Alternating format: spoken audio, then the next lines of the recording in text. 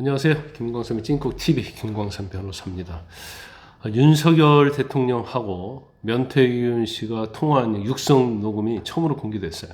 이제까지는 김건희 여사와 관련된 텔레그램이랄지 녹음이었지만, 이번은 대통령과 이제 명태균 간의 어떤 녹음이기 때문에 이게 굉장히 파장이 크게 일어나고 있습니다.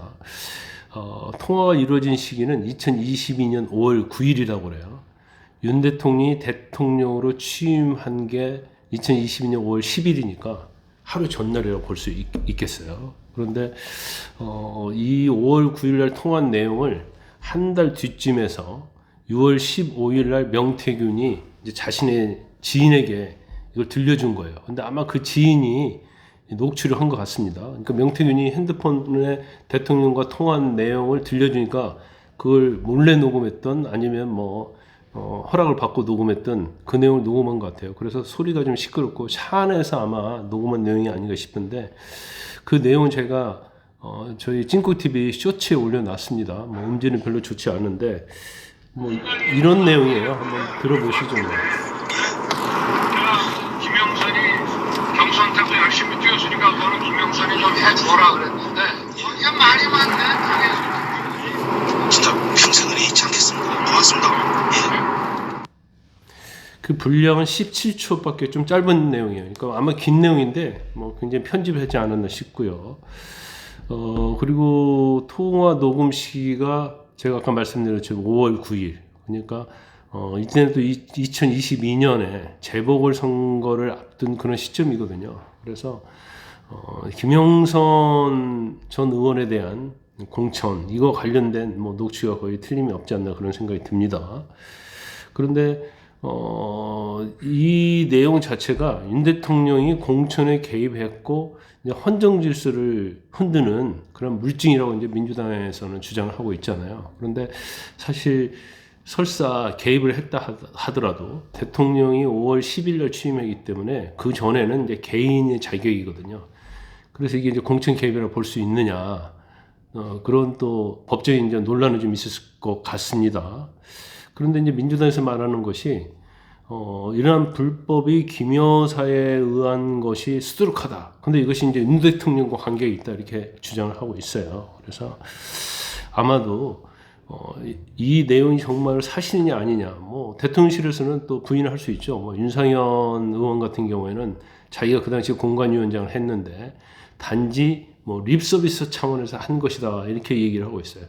그럼 정말 립서비스 차원에서 한 건지, 아니면 정말 공천에 개입했는지 민주당에서 그럼 특검하고 조사하자, 이렇게 나올 수 있거든요. 그렇기 때문에 이 녹음 파일이 굉장히 일파만파 앞으로 대통령의 국정 운영이랄지 탄핵이랄지 특검에 영향을 많이 미칠 것이다라는 그런 걱정을 해봅니다. 대통령실은 명태균과 관련해서 그런 얘기를 했잖아요. 경선 전까지는 교류가 있었지만 그 이후에는 교류가 없었고 딱 2번 만났다고 했는데, 그것도 사실 사실이 아닌 걸로 드러났고, 그 다음에 이번에 대통령과 어떤 육성 파일이 공개되면서 또 대통령실이 거짓말한 것이 돼버렸어요. 이러다 보면 대통령실이 아무리 해명을 해도 양치기 소년이 되는 거예요. 늑대가 안 오는데 늑대 해가지고 마치 사람들을 많이 속였다가 결국 늑대에 잡혀 먹이는 그런 양치기 소년이 될 가능성이 있다고 보고, 약간 그런 우려가 돼요. 뭐냐면 탄핵은 있어서는 절대 안 된다는 것이 이제 제 생각인데, 좀 탄핵의 그림자가 좀 어른거리고 있다. 박근혜 전 대통령의 탄핵의 단초는 누구였어요?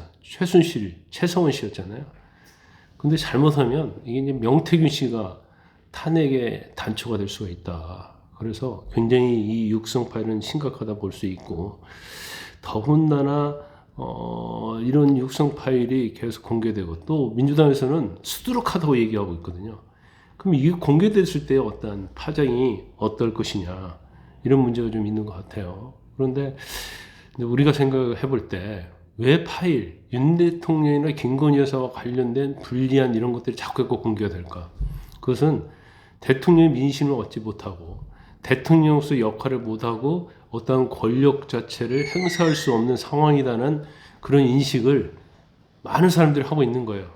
어떻게 보면 침몰하고 있다고 생각하니까 그런 사람들이 이제 권력을 휘두를 수 없는 윤 대통령 부부에 대해서 계속 어떻게 보면 부정한 그런 것들을 계속 공개하고 있다 이렇게 보거든요. 사실 이 명태균 씨와 관련된 것은 김영선 전 의원과 관련된 공천이었잖아요. 근데 명태균이 계속적으로 자기가 구속되는 걸 막기 위해서 대통령을 계속 물고 늘어진 거죠. 대통령한테 경고를 보냈는데 그것이 이제 일파만파 커지면서 이제 여기까지 온 거예요.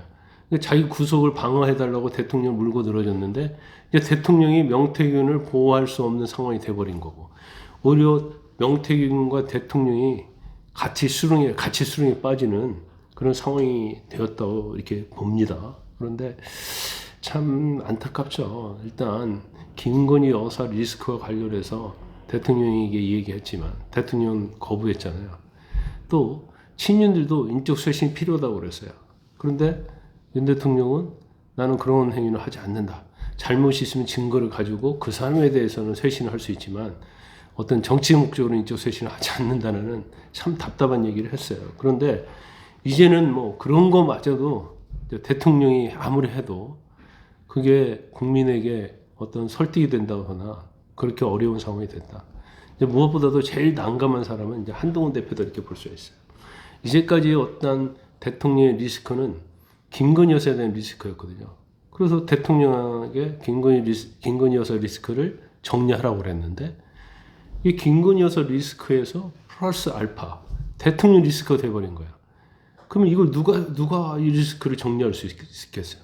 대통령도 이제 당사자가 돼버렸단 말이에요. 그러다 보니까 사실 11월에 민주당의 이재명 대표가 유죄 판결 받으면 그때를 대비해서 김건희 리스크를 해소하려고 했는데 이게 더 많은 이제 짐이 와버린 거죠. 대통령한테 대통령 리스크를 해결하라 얘기할 수는 없잖아요. 리스크의 당사자가 대통령 부부가 되어버렸거든요. 이걸 이제 어떻게 해결을 할 것인가 굉장히 이제 난감한 상황이 되었고 아무리 한동훈 대표라도 이 어려운 실타래를 풀기 위해는 아주 힘든 상황이 왔다 이렇게 저는 봅니다.